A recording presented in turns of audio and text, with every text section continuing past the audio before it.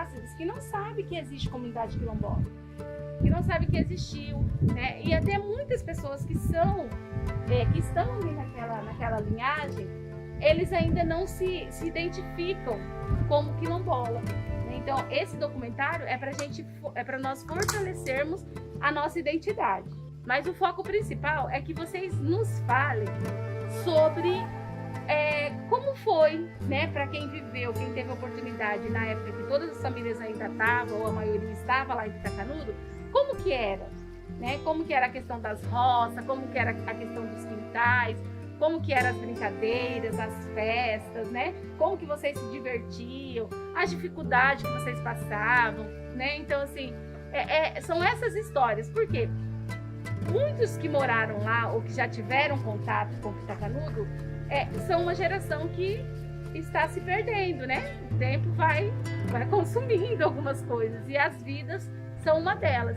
E daqui a pouco vai ter a geração que nunca foi Pitacanudo, que nem sabe o rumo que é. Mas se a gente marcar a história, escrever, filmar, fotografar, né? Aí as pessoas a história vai ficar registrada. E é esse o intuito do projeto, registrar a nossa história, a nossa trajetória.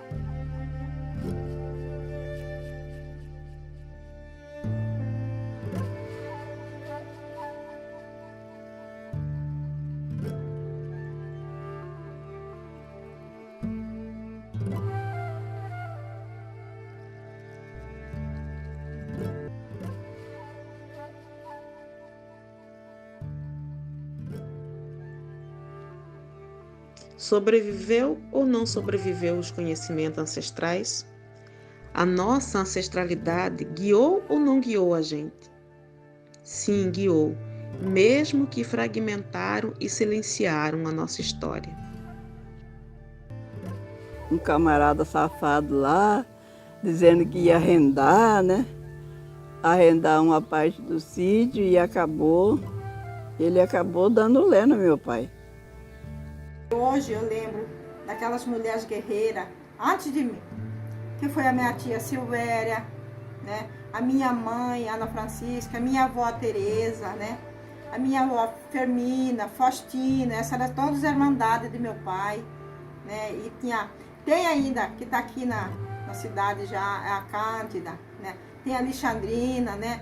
Então, tem muito assim, que a Maria Nunes também, que foi minha ex-cunhada, ela foi a professora da comunidade, foi a costureira da comunidade.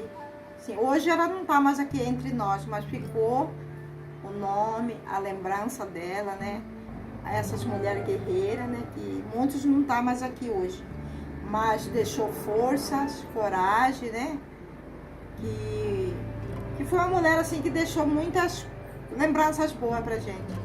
Tudo que eu aprendi não foi minha mãe que me ensinou, foi a minha avó que me ensinou. Todas as comidas da época que a gente comia lá no sítio, tudo foi a minha avó que me ensinou pra mim. E foi assim a minha história. E vim pra cidade, eu já sabia tudo.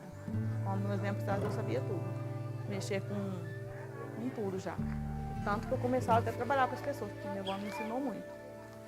E era assim, a gente fazia assim, plantava, ajudava o nosso avô a plantar todos os tipos de planta, ajudava o nosso avô a colher, ajudava o nosso avô a colher feijão, ajudava o nosso avô a embalar para trazer para a cidade, para esperar o carro que eles alugavam para poder buscar, para poder vender aqui na cidade. E lá em casa tinha um pezão de manga bourbon. Foi ele, assim, o primeiro pé foi ele que deixou, né? Hoje é um mangueiral enorme, nem acreditei que era aquilo lá. Mas é ali mesmo, em frente, onde era a casa que a gente morava lá. Eu lembro que meu pai levantava de madrugada Ou senão, uma hora dessa, assim, ele pegava, derrubava aquela manga de vez, né? Para poder vir vender aqui na rua. Aí trazia, assim, quase, assim, mais de meio carro, que ela falava carro de boi, né? E eu lembro que a gente trazia, depois a gente vendia aquela manga ali, aqui, né? E aí, dali que conseguia comprar alguma coisa para levar, né, para casa. Para o sustento da família, né? Mas era muito difícil que era. O munjolo, lá fala munjolo por quê? Lá é muitas pedras, José, aquelas pedras que ali dá pra você não precisar levar banheira, balde, essas coisas, sabe? Você fazia aquela trouxa de roupa e levava na cabeça para lavar. Por quê? Ali você já esfregava ali e ali corria água, o córrego é natural. Entendeu? É natural. Quem for lá ver, vai ver que eu tô falando a verdade. Aquelas pedras natural, né? E ali a gente lavava, ali mesmo você secava, se dobrava, se ia para casa, já tudo arrumado. Não é igual hoje que precisa de máquina, escova, que boa. Então a gente usava essa folha de mamão pra gente lavar a roupa. Se hoje falar, ninguém acredita, entendeu? E aí e tinha também uma fruta, que eu lembro também que minha mãe usava. Minha mãe pegava ele, embolava ele igual um sabão. E ela fazia ele de sabão e ajudava a limpar a roupa também, entendeu? Então era uma coisa assim muito natural, sabe? Tem coisa assim que hoje não existe mais isso, não tem. As práticas religiosas que se encontram nas famílias descendentes quilombola dialogam muito com algum ou com os vários elementos da religião tradicional, particularmente falando nas rezas de santo, na forma como que nos organizamos com a comida, a forma de fazer reverência aos santos, enfim, dialoga muito com as práticas e elementos que estão presentes nas religiões tradicionais, particularmente falando a religião Umbanda. A minha avó fazia uma festa que é Nossa Senhora do Carmo, que é 16 de julho. É uma festa, ela é com bastante festeiro, né? Onde tem rainha, rei, juíza, chefe da bandeira. Aí nas festas, as pessoas que querem dar o nome. Aí depois, como se tiver muita gente, faz um sorteio. Aí a juíza que manda na festa, é a cabeça da festa. Aí tem o cururu, tem o siriri, todas essas coisas tinha.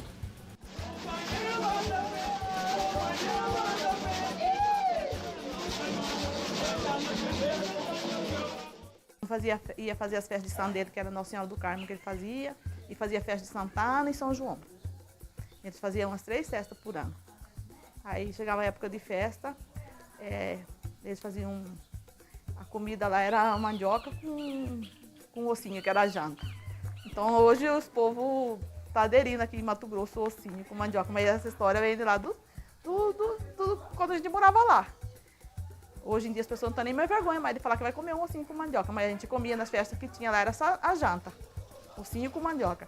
E que era a janta que servia para os pessoal até que ia daqui da cidade lá na festa de santo. E tinha o biscoito feito de fubá, que eles faziam também, que colocavam erva doce, que eles mesmo plantavam erva doce lá. Tudo essa comida aí que hoje em dia tem, mas vem de lá do Pita Canudo, que nós fazíamos para comer lá. Eu lembro muito das festas que a gente participava lá, né? Meu pai, quando tinha festa, meu pai ele tinha um santo que ele era devoção dele, né? Todo ano ele fazia festa desse santo, que era São Luís, que é o padroeiro de Cáceres. Ixi, eu tenho memória muito boa de lá das festas. A gente ia daqui lá no sítio a pé para ir na festa de Nossa Senhora do Carmo, festa de São João. Lá no sítio a gente ia a pé e voltava a pé, com gosto. A gente tranquilo, meu pai já morava aqui, né? Mas a nossa vida era mais lá do que aqui, né?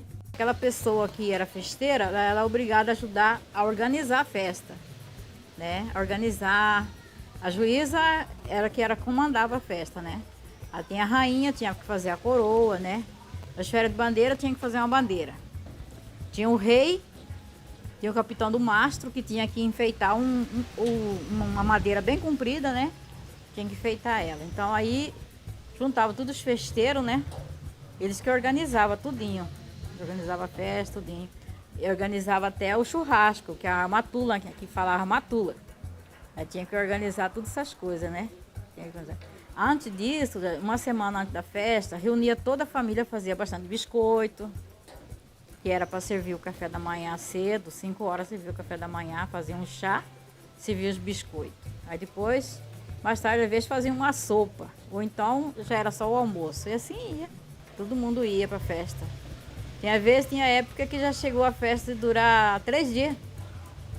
3 dias durou a festa. E naquela época não tinha som, não tinha nada, era no pé de bode, sanfona, meu tio que tocava.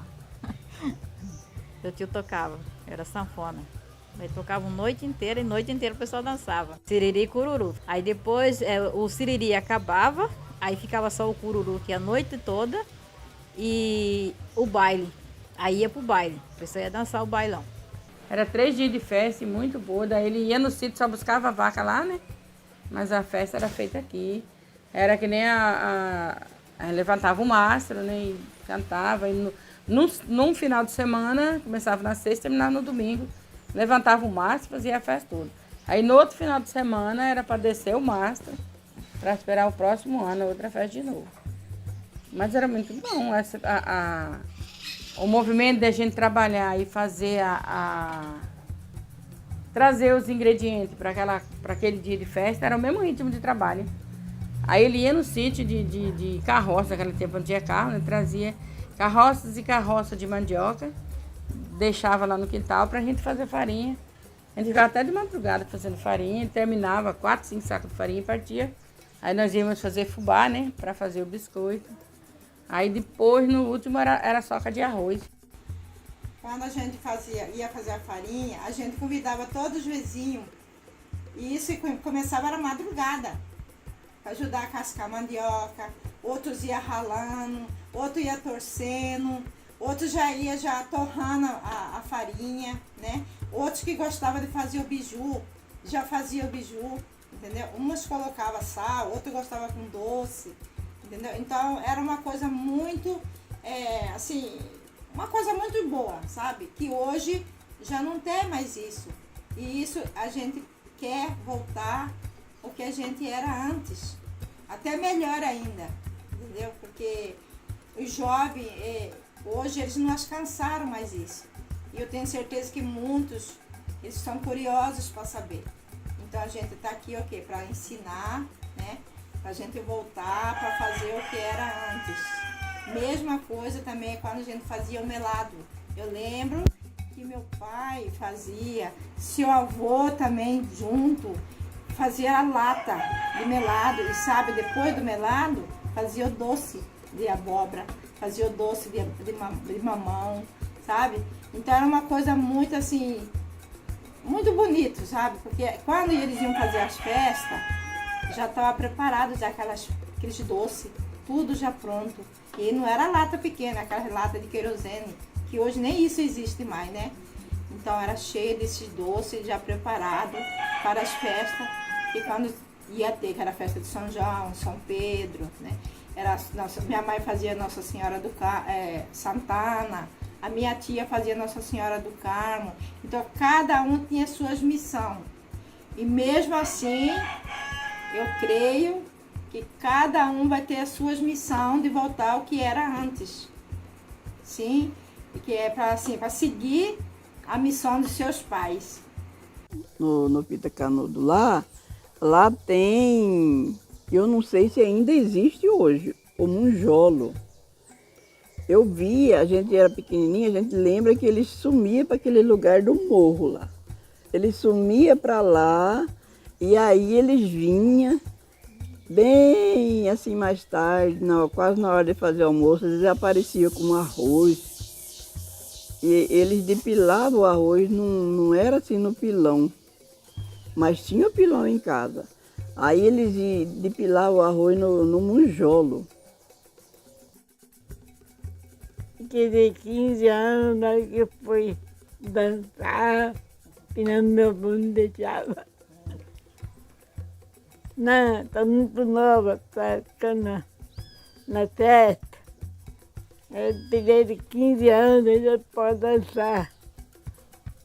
Durava 15 dias na festa. Cada ser fofo. Tanto dançar. Era cirurgia, era baile. Parava para almoçar, para jantar. Aí foi novo também. É tipo uma devoção, né? Que eu, por exemplo, eu vou fazer a festa e eu vou querer que você seja a rainha. A rainha tem que se explicar, hein? A rainha tem que se explicar. E o rei? O rei é que dá o boi. Para nós mulheres, com relação aos quintais de territórios tradicionais como os quilombos, vivenciamos isso, conduzida por uma memória ancestral. Somos nós mulheres negras que temos essa dimensão da ancestralidade enquanto uma energia que nos guia, que nos move espiritualmente, que nos ampara e nos fortalece. E quando nós não temos essa compreensão da dimensão da relação nossa espiritual com a terra, ela age como uma memória ancestral, porque antes de nós vieram muitas outras, e de alguma forma essa memória ancestral nos auxilia a desenvolver, até mesmo na reelaboração das práticas e hábitos tidos como tradicionais, tidos como populares, que vários de nós desenvolvemos. A nossa ancestralidade sempre dá um jeito de estar perto da gente. E daí nós falamos e damos nome a isso, muitas vezes de hábitos. É um hábito que a minha família tinha, é um hábito que a minha avó tinha, de fazer tal coisa, de organizar de certa forma. É isso que vem vindo, esses conhecimentos de geração em geração. Como aquela velha frase, eu aprendi com a minha mãe, eu aprendi com minha avó, a minha tataravó ensinou para minha avó, e assim vai. Isso são dimensões de memórias ancestrais, até onde a gente não pode e já não consegue mais contar. Porque isso está ligado a uma ancestralidade no campo espiritual que nem todas nós conseguimos compreender, mas muitos dos nossos passos são conduzidos por ela, por essa energia ancestral, ainda que não a conhecemos, ainda que não a identificamos. Hábito é um nome novo que nós damos para essa força ancestral que nos auxilia a sobreviver, a dar continuidade, principalmente para nós mulheres, que temos esse grande poder de gerar e transformar. E é esse cuidado que vai para além de manter tudo organizado, mas é um cuidado gerador, é transformador, porque você transforma o seu quintal em resistência, em continuidade de uma memória ancestral.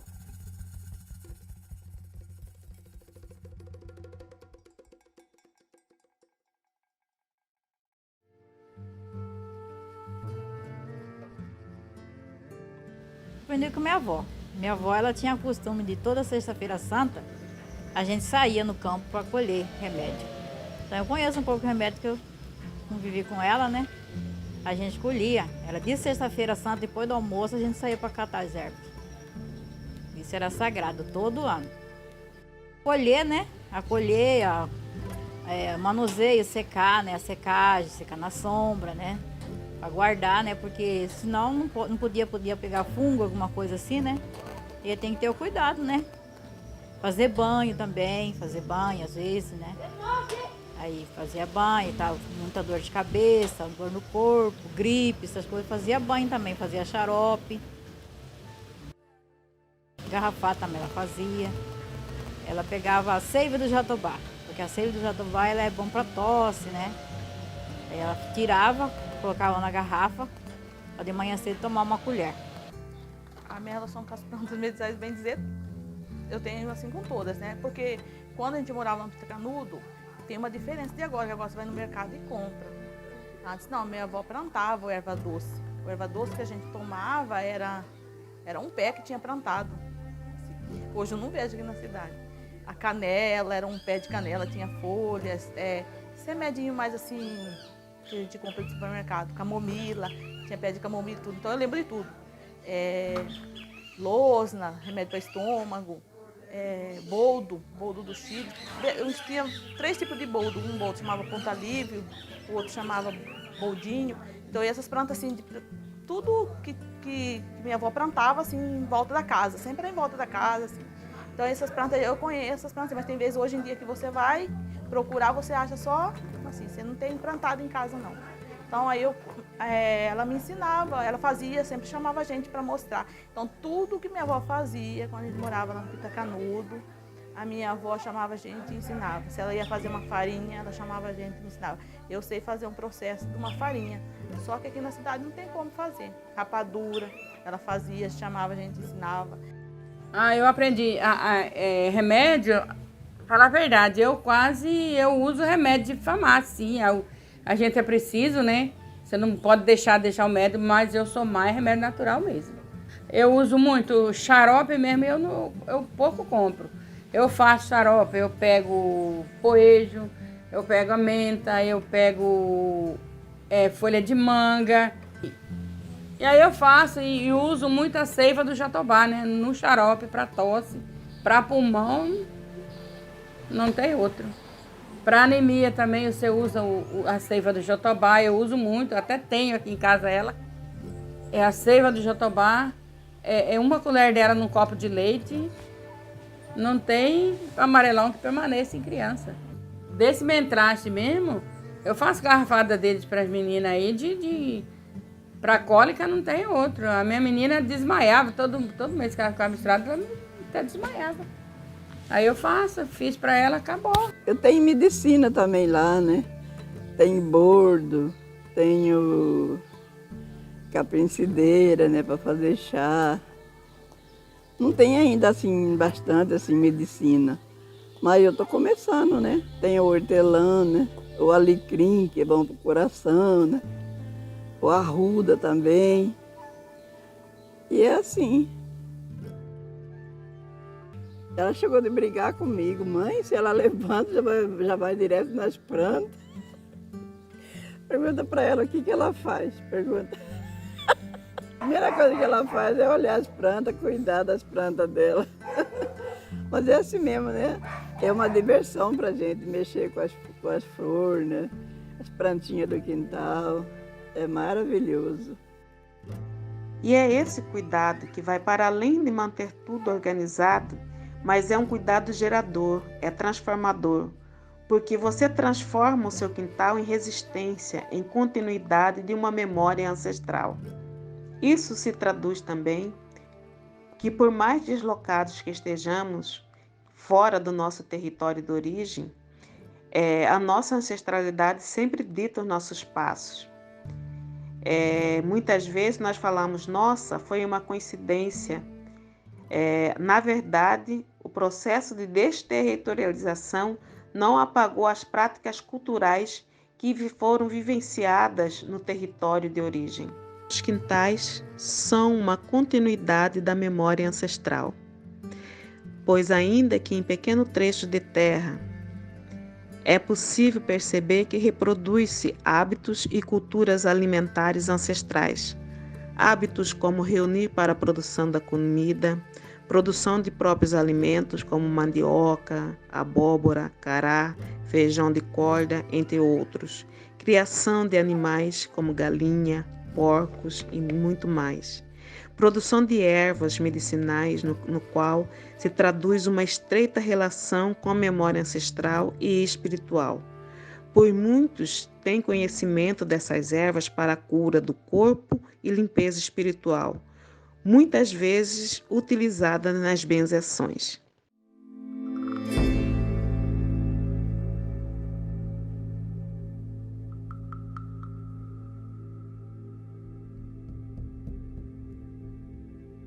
Ele chamou e eu falando assim, minha filha, seu pai já está para morrer. Eu falei, por que o senhor disse? Eu falei, não, Deus está chamando, minha filha. Está até demorando, falou assim. Falou, minha filha, você aprende de quebranto, de mal olhada, a pessoa está sentindo no corpo. Para criança também, você pega, faz o xaropinho para criança, para dor na cabeça, na barriga, para cólica no umbigo. Aí ele foi falando, meu pai não sabia ler, mas eu gravei na ideia. O meu avô Constantino era benzedor, né? Então ele sabia. Que nem a minha avó sabia, né? A minha tia, tudo faziam. Meu pai era benzedor, viu? Eu sei que todo mundo gostava que ele benzia, viu? Todo mundo, ele era muito famado.